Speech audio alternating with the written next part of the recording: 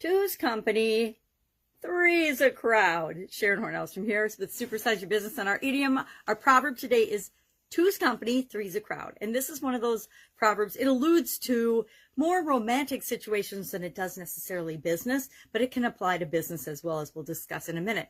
But the saying two's company means that it alludes to the fact that two people in a couple want to sometimes get rid of a third person if there's a third person. Have you ever been out with friends in college or out in college and a couple of people start coupling up and all of a sudden you feel like the fifth wheel? Been there, done that.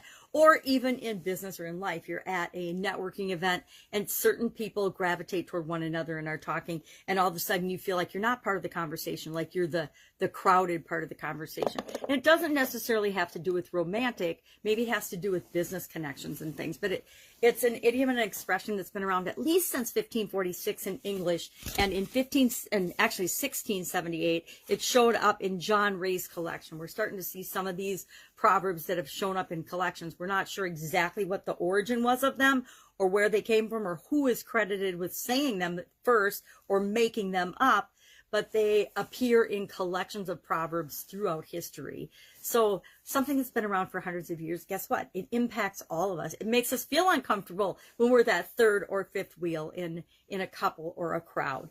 Not that we have to, and I think as we get older and more mature, it bothers us less and less. I know when I was younger, I'd feel like silly and I'd go do something else. But nowadays, especially since my divorce, heck, a lot of people my age are divorced and on their own and single. I guess divorced is single again. So it doesn't feel like a weird situation.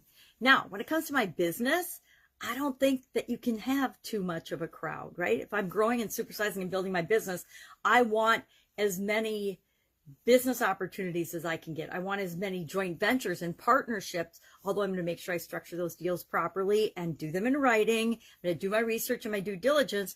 I want to do joint venture partnerships. I want to team up with other people so that we can all reach more people with what it is we have to serve them with our products, our services, our messages, whatever it is that we're bringing to the world through our businesses.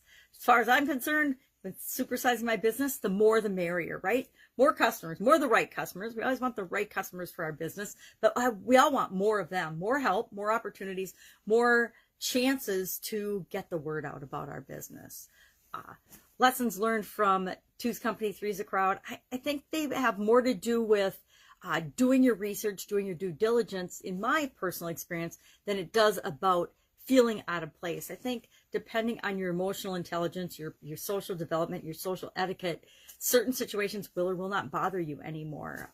Again, when you're younger and immature and less experienced, they tend to make you feel uncomfortable or chip away at your confidence. But as you get older, you're just like, you know, que sera, sera, whatever will be, will be. Oh, I'm singing, what was her name now? I can't remember. Doris Day. My God, everybody remember Doris Day?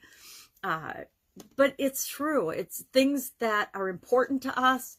We make sure that we line up and we have our ducks in a row for those things. Other things like Two's Company, Three's a Crowd. Who cares? Go ahead. Have fun, you two. And I'll be over here doing my thing as we always should be. So I'd love to know your experience with this particular idiom or expression. I know, geez, I can think of a lot of times when I felt like and was actually the odd person out. But I was always okay with that because some people have a really hard time being on their own, and others, we thrive on being on our own and doing our own thing and marching to the beat of our own little drummer.